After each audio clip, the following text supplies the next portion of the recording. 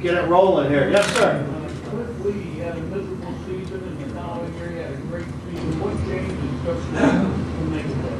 The question was, Cliff Lee had a horrible season in '07, a wonderful season in '08. What happened? Well, I took him aside and showed him how to hold the ball a little bit. You know, how to get that movement on that left-handed.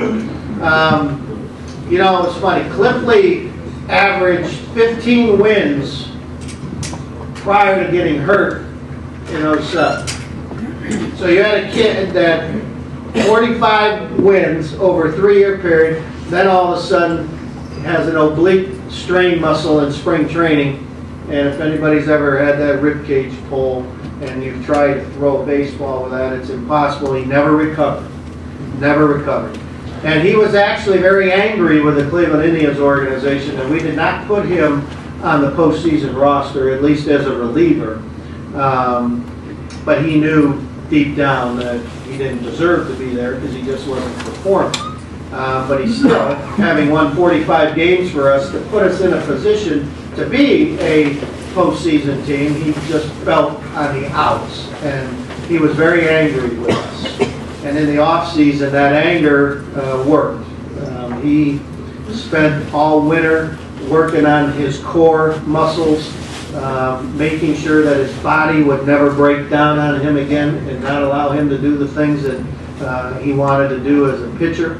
And then all of a sudden, his focus, and most importantly, in simplistic terms, he was able to command his fastball like nobody's business.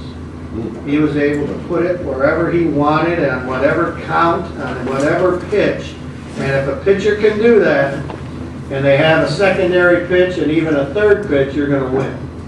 And he had a season that is one for the record books.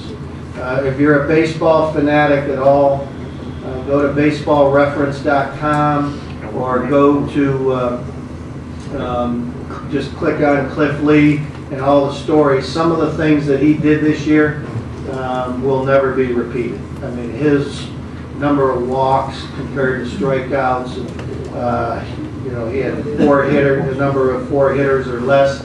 Just a remarkable season. I think it was a matter of a guy just working hard, simple, hard work in the off season, and then incredible focus during the season. And we expect him, you know, we don't expect him to go 22-3, but we certainly expect him to be a 15, 18, and maybe another 20-game winner. He's got it in him. This isn't a fluke. Like I said, he won 45 games. There are only 5 other pitchers who had won 45 or more games in baseball over those 3 years. So he was still one of the better pitchers in the league.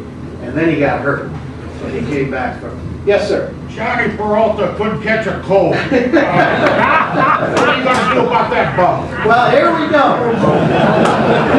Johnny Peralta. It only took 2 questions to get to Johnny Peralta. I ask you, we won 93 games 3 years ago, 1 game away from making the postseason. A couple of years ago, we win 96 games. We're 1 game away from the World Series. That young man is playing shortstop for us. Name me a game where we would have won 94 games that 1 year or 97 games because Johnny Peralta wasn't able to leave his feet and go get a ground ball. Is he Omar Vizquel at shortstop? No way in the world. Nobody is in a Cleveland uniform. But what Johnny Peralta does do is he makes every routine play. He's one of the top, if not the top offensive shortstop, leads them, all the shortstops and homers. He is the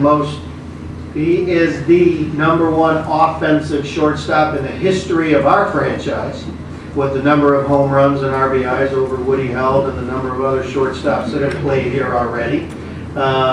Just in terms of total number and season. He has pluses. Will he need to move to third base? Absolutely. He will be a third baseman for the Indians soon. Whether it's sometime during '09 Mark DeRosa came aboard, is exactly the kind of guy Eric and Mark love. He is a terrific team player. Kid was a former quarterback at Penn for 4 years. Terrific leader, great character, plays hard every day, 162 games. Perfect in the number 2 spot behind Grady for us. Solid defensively. If you need him to play second, left, right, short, he can do all those sorts of things.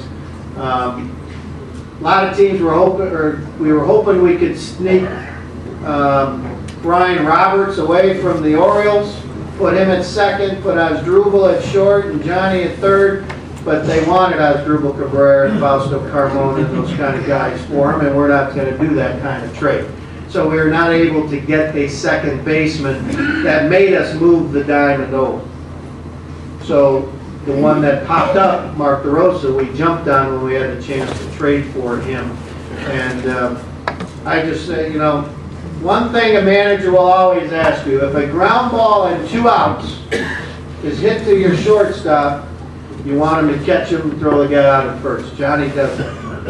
What he doesn't do at 6'2", 215 is leave his feet. He's just not, the oddity about Johnny, he's not an acrobatic Hispanic shortstop.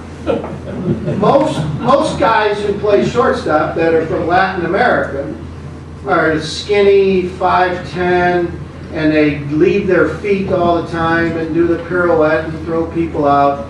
Johnny just doesn't do that. He's a much bigger guy, and he makes the routine play. He drives in 80 runs. He hits 25 home runs. That's what kind of shortstop we have right now. But he will be a third baseman before his career is over in the league. Yes, sir. 2-part. Are you a fan now of Johnny? Not a bit. Not a bit. I didn't think that worked.